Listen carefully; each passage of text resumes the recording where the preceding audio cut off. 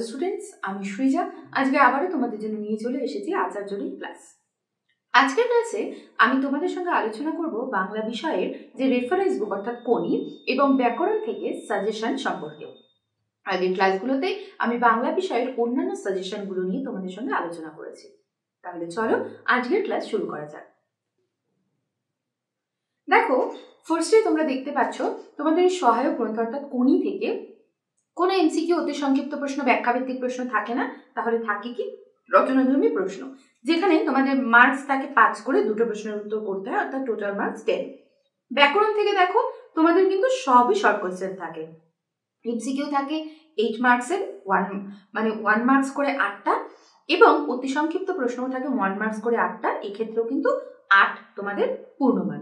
তাহলে পূর্ণমান অর্থাৎ গ্রামার থেকে বা ব্যাকরণ থেকে তোমাদের টোটাল 16 মার্কসের অ্যান্সার করতে হয়, কোনো বড় প্রশ্নের ক্ষেত্রে কিন্তু থাকে না। চলো ফার্স্টেই আমরা কোনি থেকে কিছু ইম্পর্টেন্ট লাইন্স বা ইম্পর্টেন্ট কোয়েশ্চেন দেখে নিই, যেগুলো 2024-এর মাধ্যমিক পরীক্ষার্থীদের জন্য অত্যন্ত গুরুত্বপূর্ণ। ফার্স্টেই দেখো, এখানে তোমাদের টোটাল 3টে কোয়েশ্চেন থাকে, নিজেদের পছন্দ মতো দুটো প্রশ্নের উত্তর তোমাদেরকে করতে হয়। ফার্স্ট যে লাইন, সেই লাইনটা থেকে কত রকম ভাবে প্রশ্ন আসতে পারে দেখে নাও। ফাইট কোনি ফাইট, সাধারণ সাঁতারু হয়ে চ্যাম্পিয়ন হয়ে উঠতে গিয়ে কোনিকে কি ধরনের ফাইট করতে হয়েছিল নিজের ভাষায় লেখো, যেটা 2020-তে এসেছিল।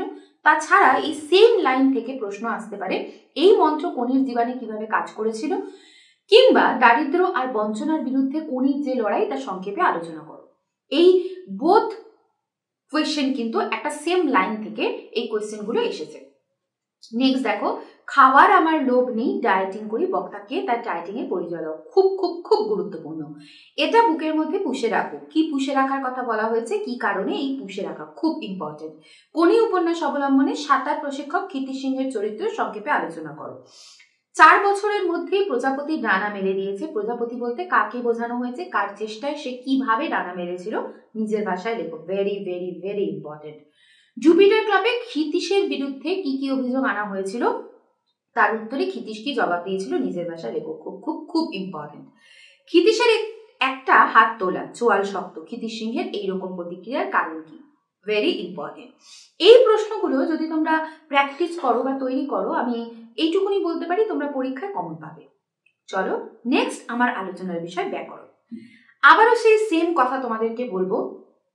তোমরা তো জানোই, একটু আগেই দেখলে ব্যাকরণ থেকে তোমাদের কোনো বড় কোয়েশ্চেন আসে না, তাহলে আসে কি এমসিকিউ বা অতি সংক্ষিপ্ত, অর্থাৎ মার্কস থাকে প্রত্যেকটা কোয়েশ্চেনের 1। এই 1 মার্কসের কোয়েশ্চেনের জন্য কিন্তু কখনোই সাজেশন দেওয়া পসিবল নয়, আমি বারবারই কথাটা বলছি। তাহলে কি করতে হবে, তোমাদেরকে ব্যাকরণের যে বেস বা ব্যাকরণ সম্পর্কে যে ধারণা, সেই ধারণা কিন্তু পরিষ্কার রাখতে হবে। তাতে আচার্যর ক্লাস যদি ফলো করে থাকো তাহলে তো খুব ভালো, খুব সুন্দর করে সেই ক্লাসগুলোতে তোমাদেরকে জিনিসগুলো বোঝানো হয়েছে। আর যদি ফলো না করে থাকো, নিজেরাও যদি ভালো করে পড়ে থাকো, তাহলেও খুব ইজিলি কিন্তু তোমরা এই ব্যাকরণের যে বিষয়গুলো আছে সেগুলো করতে পারবে। আমি এখানে তোমাদের যে প্রশ্নগুলো দিয়েছি, আমি একবারও কিন্তু বলছি না এই প্রশ্নগুলো থেকেই তোমরা কমন পাবে। এই প্রশ্নগুলো কিন্তু শুধুমাত্র তোমাদেরকে কোয়েশ্চেনের অর্থাৎ ব্যাকরণের কোয়েশ্চেনের যে প্যাটার্ন, সেই প্যাটার্নগুলো বোঝানোর জন্য আমি এখানে দিয়েছি। হতে পারে এগুলোর ভেতর থেকে তোমরা কমন পেয়ে গেলে প্রিভিয়াস ইয়ারের কিছু কোয়েশ্চেন্স বা এক্সট্রা যা কোয়েশ্চেন্স আছে সেগুলো থেকে। আর যদি তা না হয়, তাহলে এই সেম প্যাটার্নের কোয়েশ্চেন তোমরা পাবে। সেক্ষেত্রে যেটা একটু আগেই বললাম, প্রত্যেকটা ব্যাকরণের প্রতিটা জিনিসের ধারণা ঠিক করে নিজেদের মধ্যে আয়ত্ত করবে, এবং সেই সঙ্গে প্রতিটা জিনিসের সংজ্ঞা এবং প্রত্যেকটা জিনিসের উদাহরণগুলোও কিন্তু ভালো করে দেখে রাখবে, কারণ এই ধরনের প্রশ্নের প্যাটার্ন কিন্তু আমাদের এখানে আসে। চলো দেখে নিই কিছু কোয়েশ্চেনের প্যাটার্ন। দেখো, যেটা একটু আগেই তোমাদের বললাম, ব্যাকরণ থেকে 8টি প্রশ্নের উত্তর করতে হয়। দেখো কি ধরনের প্রশ্ন আসে, প্রশ্নের প্যাটার্ন দেখো। একটি লাইন তুলে দিয়েছে, সেখানে সেই লাইনে কর্তাটি কি ধরনের কর্তা, তোমরা জানো যখন তোমরা এই পড়েছো কারক বিভক্তি বা ব্যাকরণের বিভিন্ন বিষয়গুলো, তখন তোমরা সেখানে কর্তা সম্পর্কেও পড়েছো। তো দেখো, রাজায় রাজায় যুদ্ধ হয়, এই বাক্যের কর্তাটি হলো, দিয়ে অপশনস গুলো দেওয়া রয়েছে। সেম এই লাইন না তুলে অন্য লাইন তুলে দিয়ে বলতে পারে বাক্যের কর্তাটি কি ধরনের কর্তা। দেখো, বাংলায় শব্দ বিভক্তির সংজ্ঞা, বাংলায় শব্দ বিভক্তির সংখ্যা।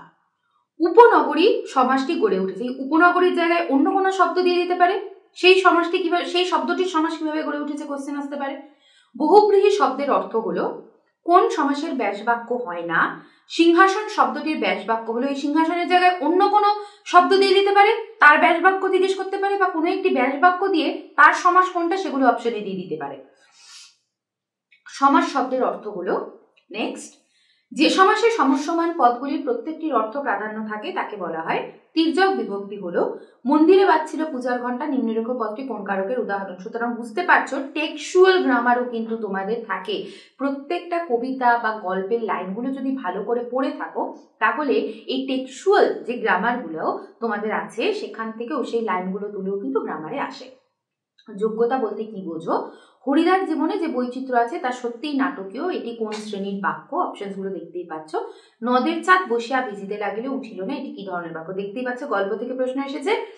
যে বাক্যে সাধারণভাবে কোনো কিছুর বর্ণনা বা বিবৃতি থাকে তাকে বলা হয়, অপশনস গুলো দেওয়া রয়েছে। একটু আগে বলেছিলাম প্রত্যেকটা জিনিসের সংজ্ঞা ভালো করে পড়তে, দেখতেই পাচ্ছ সংজ্ঞা তুলে দিয়ে বলা হয়েছে নিচের কোনটি এই বাক্য। সুতরাং আমাদের যেরকম 1 মার্কসের সংক্ষিপ্ত অতি সংক্ষিপ্ত প্রশ্নের জন্য সংজ্ঞা লিখতে দিতে পারে, সেম ওয়েতে কিন্তু আমাদের এমসিকিউতে সংজ্ঞাটা তুলে দিয়ে সেটি কার সংজ্ঞা সেটাও কিন্তু আমাদের প্রশ্ন আসতে পারে। তাকে টিকিট কিনতে হয়নি, বাক্যটি কর্তৃবাচ্যের রূপ। তাহলে এমসিকিউ গুলো দেখো ক্রিয়ার অর্থ প্রাধান্য পায়, অপশনস গুলো দেওয়া রয়েছে। তো এইভাবে এই প্যাটার্নের এমসিকিউ কিন্তু তোমাদের পরীক্ষায় আসে। এই ধরনের এমসিকিউ এর জন্য নিজেদেরকে কিন্তু প্রস্তুত করে ফেলো। নেক্সট দেখো প্রশ্নমান 1 এর জন্য এক্ষেত্রে আচ্ছা এমসিকিউ কিন্তু তোমাদের কোনো অর থাকে না, তোমাদের টোটাল 17টা এমসিকিউ থাকে, গল্প কবিতা সমস্ত কিছু থেকে মিলিয়ে মিশিয়ে, যেখানে ব্যাকরণ থেকে থাকে 8টি। এই এমসিকিউ কিন্তু কোনো অর থাকে না, 17টা এমসিকিউ থাকে, 17টাই তোমাদেরকে করতে হয়। পরবর্তী প্রশ্নগুলোতে সবকিছুতেই অর থাকে, ঠিক যেরকম এই তোমাদের যে প্রশ্নমান 1 এর জন্য যে অতি সংক্ষিপ্ত প্রশ্ন ব্যাকরণ থেকে করতে হয় সেখানে টোটাল 10টা প্রশ্ন থাকে, 8টা প্রশ্নের উত্তর তোমাদেরকে করতে হয়। প্রিভিয়াস ইয়ারগুলোতে এসেছে এরকম কিছু প্রশ্ন, এবং তাছাড়াও অতিরিক্ত কিছু প্রশ্ন ব্যাকরণের প্রতিটি চ্যাপ্টার থেকে আমি এখানে তোমাদের জন্য তৈরি করেছি। দেখো কারক ও অকারক সম্পর্ক থেকে সম্বন্ধ পদের বিভক্তি কি কি, শূন্য বিভক্তি কাকে বলে। এইবার যে প্রশ্নটা, এই প্রশ্নটা দেখো এই ধরনের প্রশ্ন তোমাদের আসে, লাইনগুলো প্রিভিয়াস ইয়ারে এসেছে তাই আমি তুলে দিয়েছি। This is a pattern.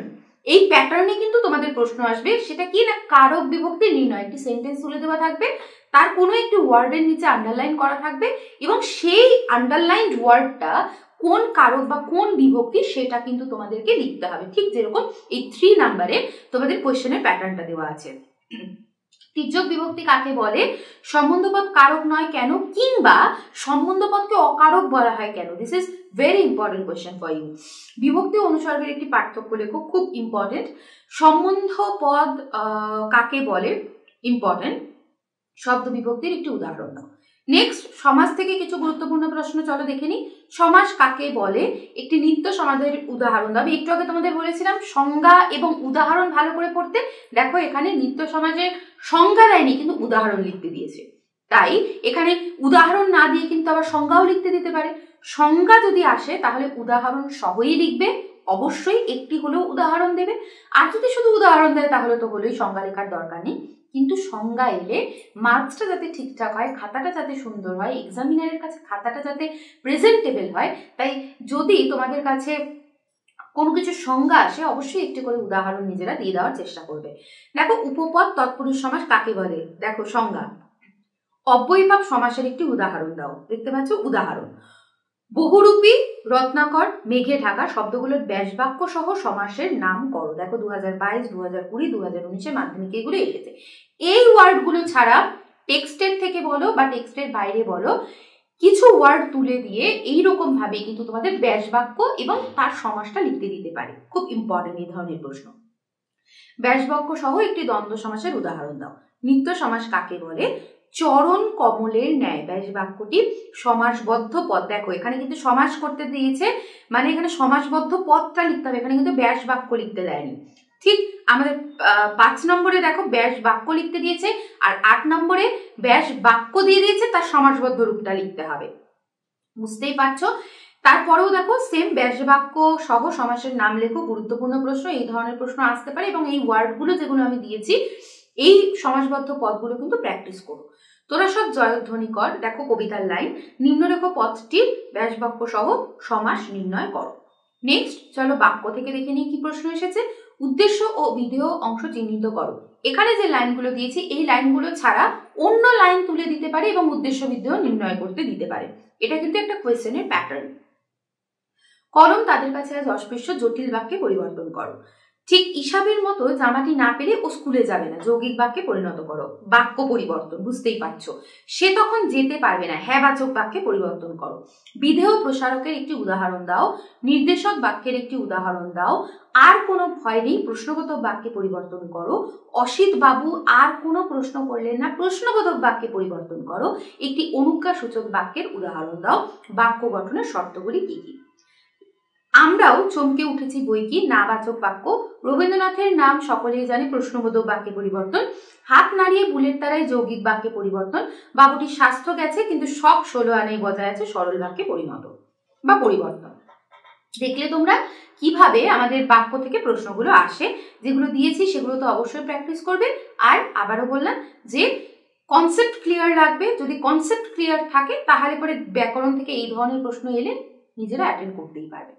বাচ্চ থেকে দেখো 2022-এ এসেছিল প্রযোজ্য কর্তার একটি উদাহরণ দাও। আমি বারবার বলছি সংজ্ঞা এবং উদাহরণ খুব ভালো করে পড়বে।